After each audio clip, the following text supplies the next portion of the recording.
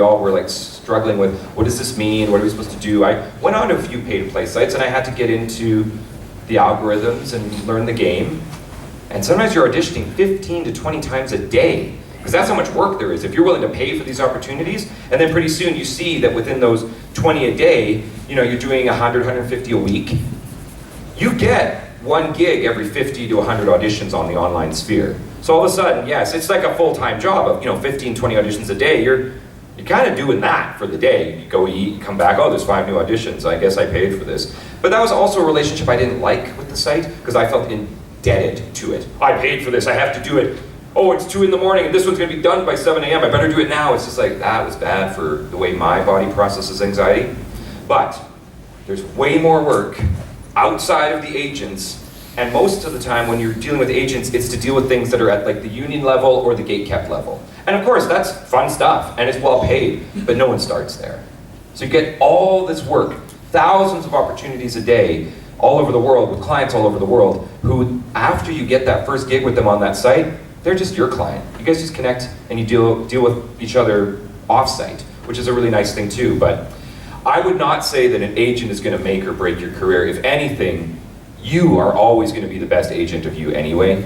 And so the 90% of the work that you are gonna get is gonna be self-found, or because you said, I'm a voice actor, and people started to say, I believe you. My Uncle Gary has a carpet company and they need a radio ad. He's got $100, would you do it? You're like, yup. Told you I was a voice actor. And the credits start to accumulate and people start to bring you opportunities because they recognize you as a person in their sphere that does this neat thing that is really quite common. We need a lot of this all the time, and it just gets more and more. Now you said you had a follow-up. I guess I better get to it because we're getting time crunched. Well, it's me that has to be quick. You're doing fine. What does royalties look like for some of your older animes? Most anime is non-union, and it's a one-and-done payment. Really? Yeah, but so when you do get into the union world, it can be really lucrative because you'll often get 3 contracts. 1 is to record the series. 2 is the royalty thing, which will be, you know, how many countries is it being aired and how long is it being aired for, and then there's like windows, like, you know, a year, 18 months, 2 years, and if they want to do it beyond that, then you get paid again. You never have to go back into the booth. And then the third way is that with those union jobs, there's obviously opportunities to exploit the IP in various ways, like merchandising and toys. And so if you are also the voice of merchandising IP and toys, that's a third contract. So those are obviously great if you can, but most of what we celebrate here, the union or the non-union dub world, is, yeah, you get paid your pittance and you get to do the work and you hopefully don't taste blood, and then goodbye, good luck. Yeah. All right, I said I would flip to this side, so I did have one here. Sure, I'll get to you in a moment.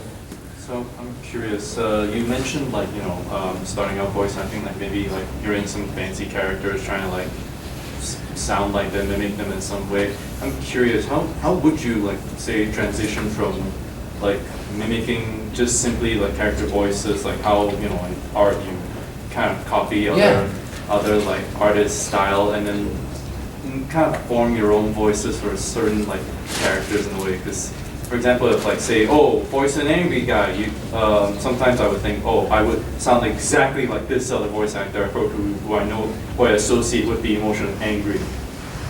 Well, and you might feel that it's like a direct copy, but I don't think we would.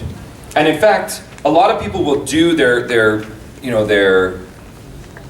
imitations and they'll try on voices and they'll be like, yeah, I can kind of do it, but what it's actually learning me is just how to place the voice within my body in different ways. So a lot of people go, yeah, I tried to do Mickey Mouse, I'm kind of crap at it. And I'll be like, yeah, that's cool, but your bad Mickey Mouse voice is a whole new voice. No one's asking you to be Mickey Mouse, right? So it's pretty obvious that that's likely not gonna happen for anyone here, including me. And so if we did, you know, try voices out and we thought that they were really like that voice, then what would it be like to add a little texture or you know, find where that's resonating for you and tweak it a little bit, right? The body has many ways that we can do that. Some people do external tweaks. They'll actually touch on the neck and cheeks. You know, famously, with the first mate from the Captain Hook cartoon, right? He's always got his finger in his cheek, right? That's an external physical piece. And some people will push right on their vocal cords to have different kinds of textures happening. But you can make a lot of these things happen just by experimentation, right? We figure out where the floors of our, like we go down into our basement. We're down in the basement. Now we get back up to kind of like the main floor. Now we're getting into the mezzanine. Now we're going up to room 1 or floor 1 and floor 2 and floor 3 and floor 4 and floor 5 and floor 6 and floor 7. That was the penthouse. But then within those, I like to think about the vocal range like a football, because I'm a sports guy. But at the top end and the bottom end of the football, it's quite narrow, right? So the lower you go, the more, or I guess the less range you're going to have. And same at the top, right? You could hear that just in my voice right now. But you just bring it down a ½ inch, and you've got so much more circumference there, so much more place to share what it's like for your body to express itself. And some people have one voice, and they get really good at it. I'm looking at John Benjamin from Archer and Bob's Burgers. Anybody familiar with John? Yep. Yeah. Now, John's got 3 voices. I'll give him that. But one is, now I'm like this. And then it's his weird voice.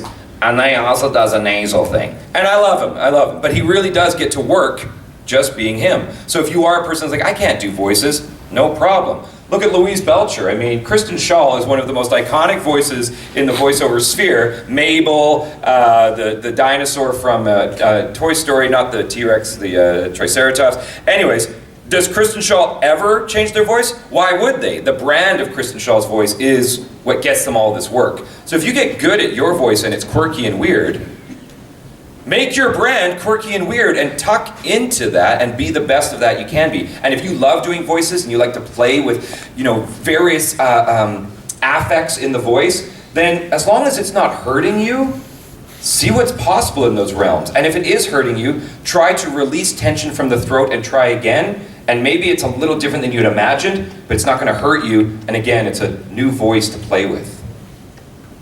I know I'll never be the same. Shook my world so hard again. Wish I washed away my sins. He's a dead man walking, blank stare in his eyes. Should have given up on the ones I trust. Never should have been surprised when they shot him.